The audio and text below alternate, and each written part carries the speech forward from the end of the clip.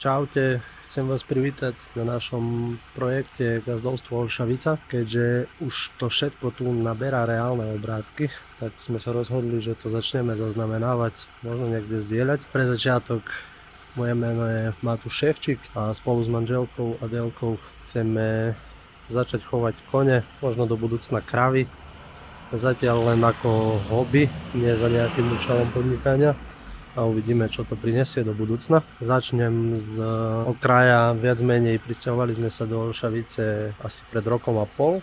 Nedávno sme s jedným pánom dohodli, že si prenajmeme lúku na okraji dediny, kde potrebujeme spraviť ohradu, prístrešok, zabezpečiť všetko, aby tam boli kone v bezpečí a v pohodli. Kone viac menej už máme zajednané, čiže tlačí nás čas, keďže tam okrem vysokej trávy nič nie je. Včera som bol po takéto rôzne stĺpiky. Niečo použijeme na oplotenie, niečo použijeme na stavbu prístrežka. Dnešný plán je, že akurát vyrážam, idem po kosu a nejaký drobný materiál na stavbu a Adélka ide po solárne panely, ktoré použijeme ako krytinu. Ja po obede idem k Prešovu po väzníkové Ačka, v podstate z nejakej demontovanej haly železné. A ideme to tam dnes všetko dostať a pomaly sa pustiť do toho. Keď mi zvýši čas, tak začnem kosiť. V podstate potrebujem to vykosiť po obode a vykosiť to miesto, kde bude stáť ten prístrešok. Dnes je 20. júna. Sme dohodnutí, že medzi 5. a 10. júlom zoberieme kone, ale asi o tom potom. Kosa je teda doma, tak ideme ju zložiť a ideme pod tie nosníky na prístrešok. Máme aj nejaký drobný materiál, ale to si ukážeme potom. Samota je prízrak môj, stále som iba s ňou.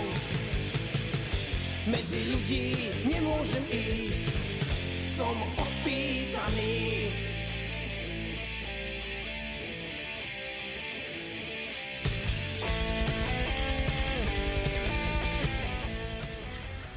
Čiže nosníky naložené. Idem ešte do Mercury kúpiť lampiarsky tmel, lebo vlastne panely, ktoré budú krytí a budú tesnené len tým tmelom medzi sebou. Viem, že to asi nebude dokonale, ale ani na tom nezáleží. Keď tam pár kvapiek vojde dnu, tak vôbec to nevadí. Keď bude treba, tak sa to pretmelí ešte raz. Uvidíme, jak dopadne tento projekt. Čiže máme klampiarsky tmel šedy, nebol ani moc drahý, zobral som 5 párov rukavic, špachtle, ideme ďalej. Samota je prízrak môj, stále som iba s ňou. Nosníky sú doma, zistili sme, že nemajú 4 metre, ale 4,5, čo nás teší, ale tým pádom potrebujeme viacej panelov, bude tá strežka trošku vyššia, brat mi vyšiel nejaké láty, takže sme zobrali aj tie. Trošku popršalo, čas je divoký, ale berem kosu, idem to aspoň vyskúšať. Uvidíme, malo by to ísť na tú vysokú trávu, vyzerá celkom schopne, že je jak nová. Tak idem to dajak naložiť a uvidíme, co ďalej. Čiže kosáčka na mieste, čas trochu divoký, ale ideme to aspoň vyskúšať. Keď to pôjde, tak to pôjde, keď nie, tak nie. Pokúsim sa to dajak vyložiť, dúfam, že do koho stretnem, to mi pomôže. A večer ešte po laty a dosky, ktoré som našiel pred chvíľou na internete. Adélka už so synovcom nakladá panely v Bratislave, čiže vôbec nezavidím tú cestu nazad, ale zužitkujem ten čas, kým tu není. Dobre, viac menej sme tu. Jedná sa o tento tu priestor. Troška blbo sa tu orientuje, tam, kde sú tieto kriky. Tam to začína. Tuto ide do legiárku. Tu máme bunty so starým senom, ktoré použijeme možno jak podstielku. Doma to už len zavadzalo.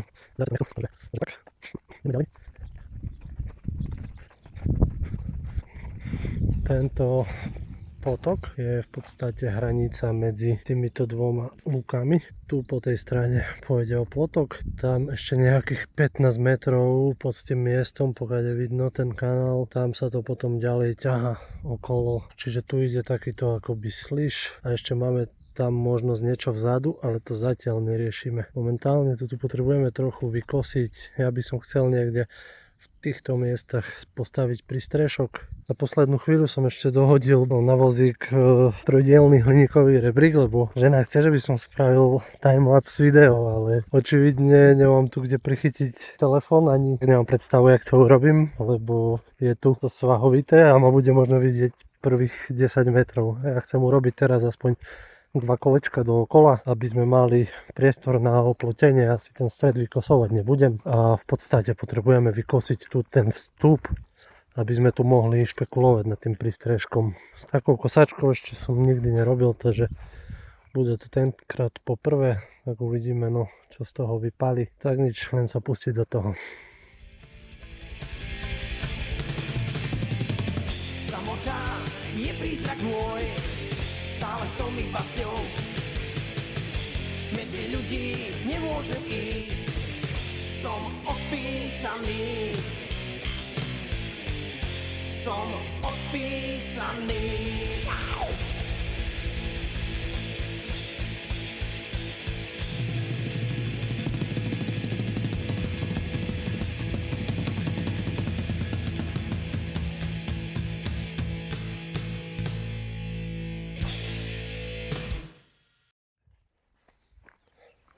Jak ste mohli vidieť v tom timelapse, tak je to paráda. Ide to nekompromisne, vôbec to nespomaľuje ani na vysokej tráve. Je to parádna mašina.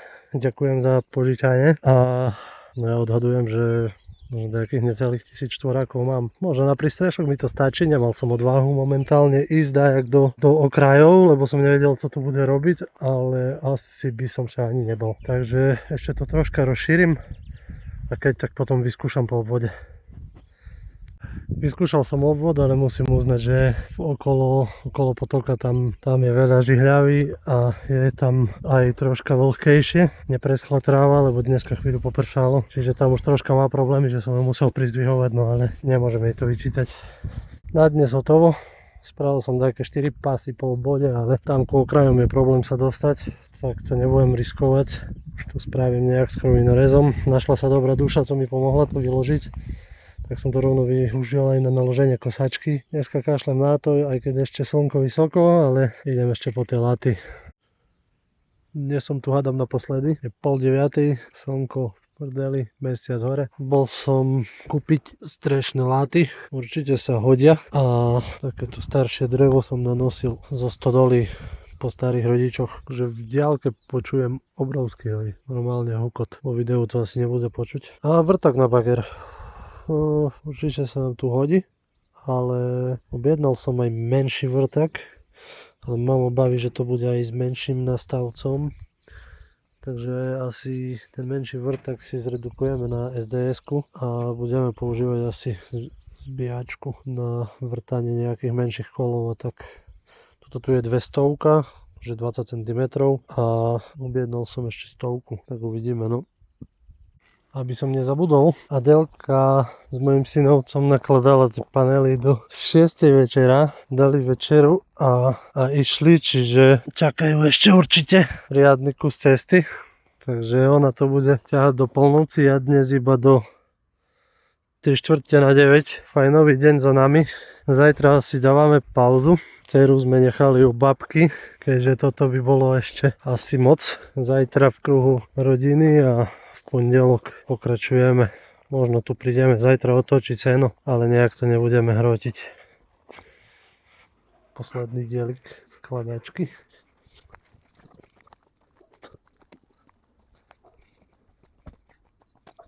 Čau, Moko.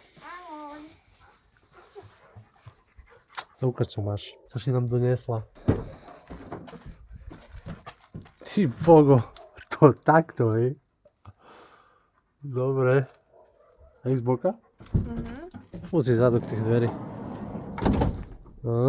Bomby. Riadna várka. No som zvedavý. Tak ďakujeme. Práve som na matkovo rozobral rám jedného panelu, že sú to staršie panely a predpokladal som, že budú lepené do rámu. Nie je to tak. Je to taký rozoberateľný rám a ten panel má na sebe také účko akoby gumu. Veľmi dúfam, že to bude tesniť, lebo keď nie, tak budeme veľa tmeliť. Uvidíme.